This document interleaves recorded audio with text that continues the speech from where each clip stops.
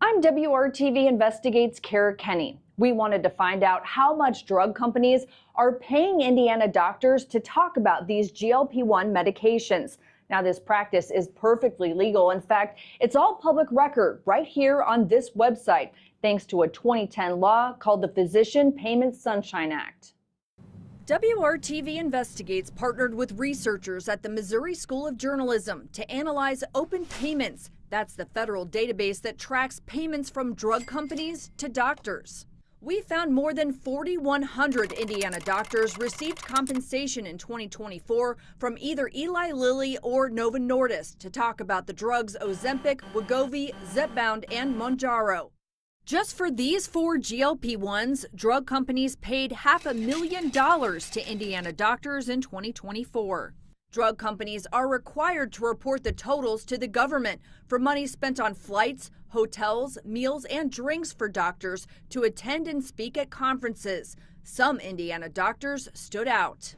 Dr. Ernest Asamoah, an endocrinologist at Community Health in Indianapolis, received $43,000. Dr. James Andre practices in Bloomington. He was paid $52,000.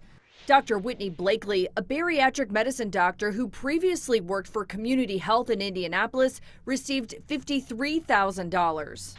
All 3 declined to be interviewed for this story. However, Community Health sent us a statement telling us this practice allows doctors to support innovation by participating in research and consulting with companies, helping to shape new treatments and technologies based on the needs of their patients.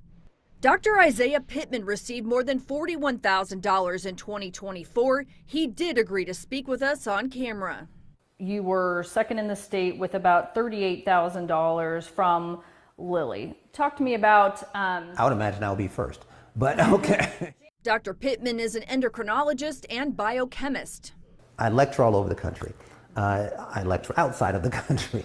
He's also the founder and CEO of HPW Center for Diabetes, which has locations in multiple states, including Terre Haute and Bloomington. So you don't get to rent my knowledge for nothing.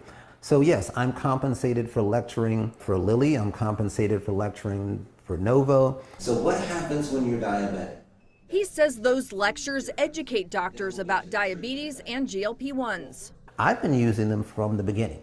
Have you ever seen a drug that works this well for both diabetes and weight loss? No, it hasn't existed.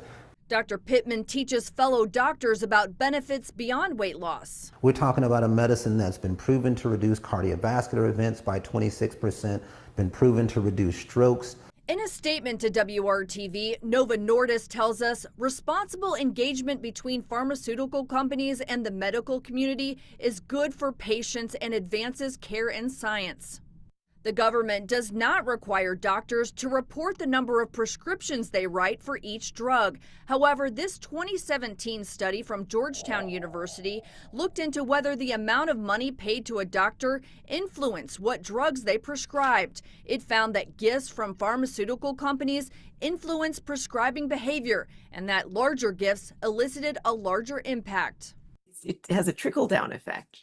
Dr. Adrian Few-Berman co-led that study. The fact that these doctors who are taking any gifts, even just a meal from pharmaceutical companies, were actually prescribing more drugs per patient is extremely concerning. She's a professor of pharmacology at Georgetown and directs Farmed Out, an organization that researches the pharmaceutical industry. Why should patients care if their doctor is receiving money from a drug company? So physicians who receive money from pharmaceutical companies are being influenced by pharmaceutical companies. That affects the information that they have to give. They are not going to have completely objective information. Do you feel any pressure by accepting this money to write more prescriptions? No. Actually, in fact, if you want to know the truth, I lose money.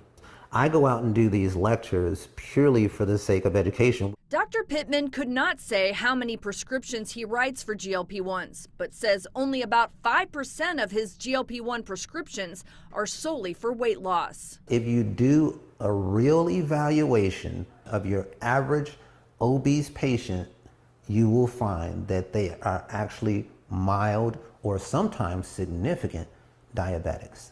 What do you say to people that say, if these drugs work so well, how come drug companies have to pay doctors like you to talk about them? Thank you because this is something that needs to get cleared up.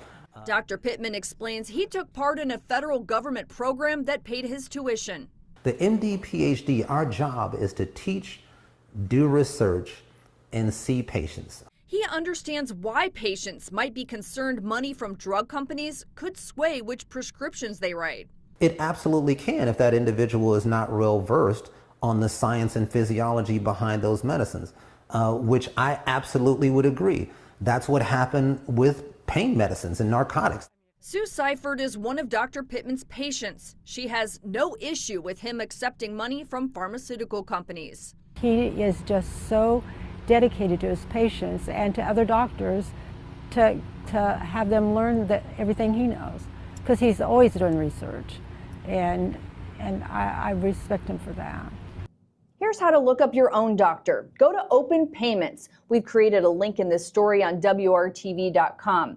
Enter your doctor's name, click on it, scroll down to General Payments. On the left, you can see the company making the payment. In the middle is the nature of the payment.